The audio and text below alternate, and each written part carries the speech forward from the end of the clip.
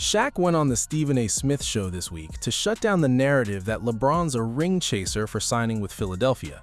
Except by the end of that same appearance, and again 2 days later on a podcast, Shaq had laid out, completely unprompted, completely on the record, exactly why that defense doesn't hold up. I don't like y'all calling my man a ring chaser. I didn't call him that.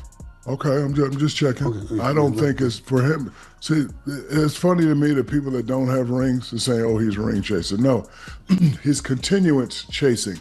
He's chasing the chance to continue to be great, to continue to add legacy to his book. Continuance chasing is a hell of a rebrand.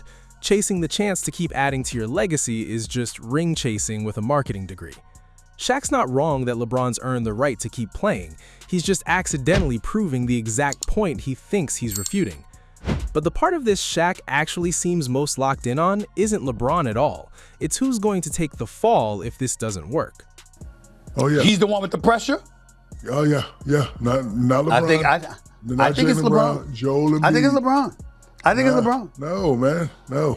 Stephen A. pushed back in the moment, arguing LeBron carries the pressure. Shaq didn't budge, in case again with the exact same target. I'm putting all the pressure on Joel. Joel has to step up. Yeah, it's true. Joel has to step up. I don't want to see no jump shot shooting Joel. I don't want to see my knees hurting. 2 separate appearances, 2 separate hosts, same conclusion delivered almost word for word. That's not an offhand take, that's a talking point Shaq's actively rehearsing, and it lands entirely on Embiid, not on the 41-year-old who just joined a locker room he's never played a single game in. Okay, that was last year. He better take some. He's hurt every year. He better take some Tylenol and take some shots. He's missed 150 games over the last 3 years. Damn. He missed more games than me. Yes, that's what I'm trying to tell you. He's missed 150 games over the last 3 years. He's never hurt. He's never healthy. Embiid missing 150 games over 3 seasons is real, and it's brutal. And it's exactly the kind of documented data point you reach for when you need somewhere solid to route the blame. LeBron shows up to a new team at an age most legends are already retired, and before a single practice happens, the built-in excuse is already sitting there waiting, preloaded and repeated across 2 different shows by the same guy defending him. To be fair to Shaq, he wasn't just talking pressure in the abstract, he was genuinely rattled by the move itself. Knowing Bron, knowing how he thinks, knowing how his crew thinks, the easy choice would have been Cleveland. Started there, came back, won a championship. I already got a big-ass 40,000 square foot crib here. My family's here. Might as well end it here. Then I said, he may surprise us and go play with Steph Curry and Draymond at Golden State. Him and Draymond are really good friends. And then I said, no, he might go to Miami with Giannis, blah, blah, blah. And then those are my only 3 choices. I didn't even know Philly was in the picture. Actually, when I saw it on the gram, I had to make sure it wasn't Cap. That's a real, unscripted reaction. Shaq genuinely had Cleveland, Golden State, and Miami as his only guesses, and Philadelphia caught him completely off guard. Which makes it even more interesting that the pressure on Embiid talking point was fully formed within days of a decision nobody saw coming. The shock was real. The alibi came together fast.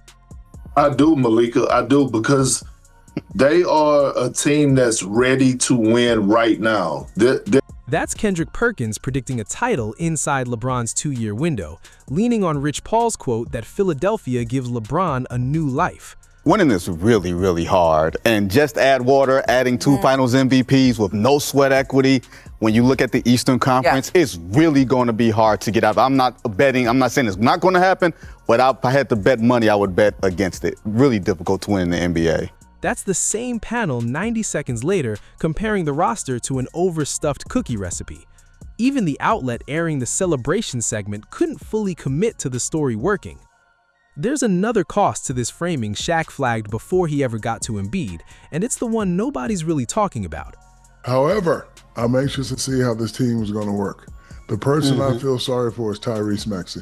Shaq isn't worried about LeBron's fit. He's worried about the guy who was already the best player on this team before LeBron and Jaylen Brown showed up. Maxey earned an all-star nod building this team into something real, and the reward is getting told to make room. Stephen A. tried to hold Shaq to a standard, and Shaq's answer reveals exactly how much rope LeBron getting compared to everyone else in this conversation, including Shaq himself. Wait a minute, wait a minute, hold on, wait a minute. It can't be year 2? Excuse me, you got to Miami, y'all had to wait a year. You didn't win it the first year in Miami, you had to wait the second year. How come they can't wait the second year? Okay, but hold on, I don't have excuses, but just let me give you one excuse. That's because I had a thigh bruise and I was taking shots and we lost that game 7. I was not 100% healthy. If I was 100% healthy, I would have gave you 2 in a row, because you know I was on a mission. I got in shape. I lost 60 pounds. I was 325. I was on a mission. I had D-Wade and the boys rolling. We would have won that first year. I'm telling you, if we'd have beat Detroit, we would end up playing San Antonio. We would have beat them. It would have been my second ring. That's my excuse. It didn't happen. Shaq's own Heatles didn't win it in year 1 either. His answer wasn't, fair point, hold LeBron to the same patience. It was a personal injury excuse for his own team, then doubling right back down. LeBron doesn't get the grace period Shaq got because Philly fans don't care about his age. The same guy defending LeBron is, in the same breath, holding him to a harsher standard than he held himself. So if the pressure's not fully on LeBron, what's actually driving this move? Shaq answered that too, without anybody having to ask. It's up to him. LeBron is a modest, arrogant guy, for example. Yeah. He's loving the fact that he's the #1 scorer in the league. But guess what? I'm going to put this shit so far out of reach, nobody will ever do it. Like, I ain't going to lie, when I was playing, looking at Kareem's number, I was like, man. Not a championship obsession, a scoreboard obsession. Shaq's read at LeBron isn't he wants one more ring for the family, it's he wants the all-time scoring record buried so deep nobody touches it for a generation. 4-point shot and a 5-point shot, and then you get a guy that's like Steph Curry who averages 50 points. So LeBron thinks like that. So if I was him, if I could play 2 more years and put all those records out of reach, I would. I definitely would, because and try to get a championship in the process. Exactly, because when it's over, it's over. Notice the order of operations. The record comes first. The championship gets tacked on after as almost an afterthought. And this rebrand isn't even new for Shaq. He's used the exact same euphemism about his own career. All right, it's the last one. Let me go to Boston and play Ray Allen. A lot of people call it ring chasing. For me, it was a continuance chasing. I want to continue to get rings and continue to add to my legacy. So I'm not mad at LeBron, whether he got 2 or 3 years left. If you can get more championships and more points when it's all said and done, you're going to be one of the most talked about players in the world. So the defense isn't really about LeBron at all. It's Shaq recycling the same excuse he already built for himself 20 years ago, joining Boston's aging core to squeeze out one more run. The ring chaser label was never really being refuted here. It was just handed down to the next guy doing the same thing with better PR. Here's the actual shape of this story, laid out entirely in Shaq's own words across 2 separate appearances, none of it contradicted by anyone. LeBron gets rebranded from ring chaser to legacy builder by his own defenders. The health risk and public pressure get preloaded on Embiid before a single game tips off. The wider media can't even agree amongst itself whether the roster works, and the actual driving motivation, by the account of a guy who's walked this exact path himself, is less about winning a title and more about making sure nobody ever touches the scoring record again. Embiid gets the pressure, the record gets protected, LeBron gets to call all of it sacrifice.